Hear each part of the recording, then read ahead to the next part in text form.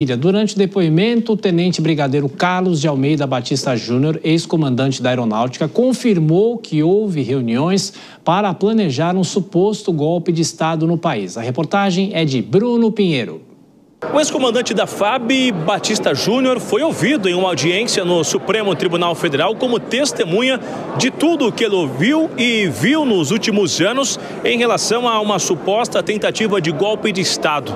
Ele foi interrogado pelo Procurador-Geral da República, Paulo Gonet, que fez várias perguntas sobre a participação de Jair Bolsonaro nessa discussão de uma minuta de golpe de Estado. O ex-chefe da FAB disse que esteve em várias reuniões e que o embasamento jurídico era discutido sim nessas reuniões na residência oficial no Palácio da Alvorada. Mas em um dado momento ele começou a notar que não era só apenas o embasamento jurídico sobre uma convulsão do Estado, sobre uma garantia da lei e da ordem, e sim uma ruptura do Estado democrático de direito, que tinha como objetivo impedir a posse do presidente eleito, Luiz Inácio Lula da Silva. O ex-comandante da FAB disse que nessas reuniões somente militares se encontravam no Palácio da Alvorada. Ele relembra ainda que nenhum civil e nem mesmo Mauro Cid, ex-ajudante de ordens, se reunia nesses encontros e que não tinha uma unanimidade entre os comandantes das Forças Armadas.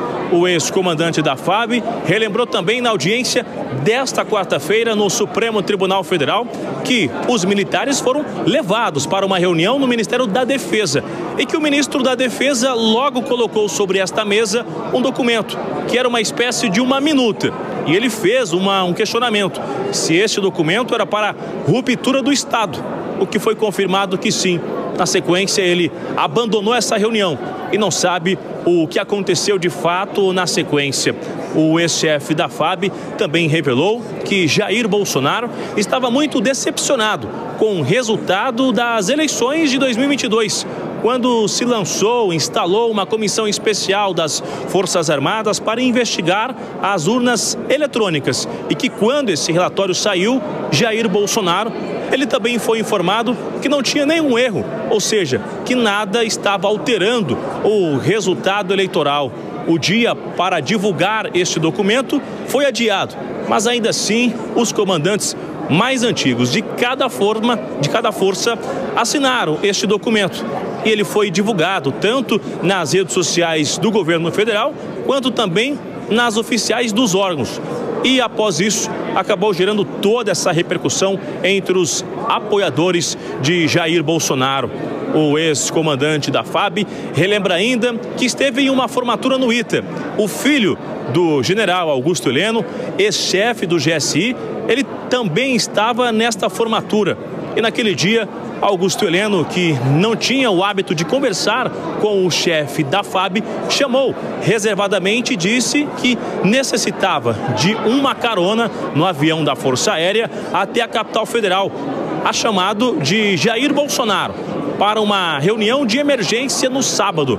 De acordo com o comandante da FAB, ele disse a Augusto Heleno que naquele clima pós-eleição que nós estávamos enfrentando, era muito estranho que Jair Bolsonaro chamasse Augusto Heleno para uma reunião de última hora. Mas ainda assim, esta carona foi oferecida.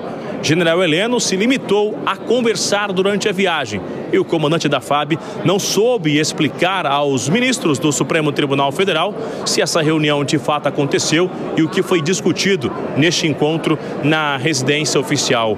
O ex-comandante disse ainda que um dos últimos encontros foi justamente no dia 5 de dezembro, em um almoço de final de ano com os oficiais das Forças Armadas e no último dia, já no aeroporto, quando Jair Bolsonaro viajou para os Estados Unidos. Em um momento de reclamação, de desabafo, o ex-comandante também disse receber várias mensagens nas suas redes sociais, com vários ataques e xingamentos. Entre eles, ele recebeu vários ataques do ex-chefe do GSI, o general Augusto Heleno. De Brasília para a Jovem Pan, o Bruno Pinheiro.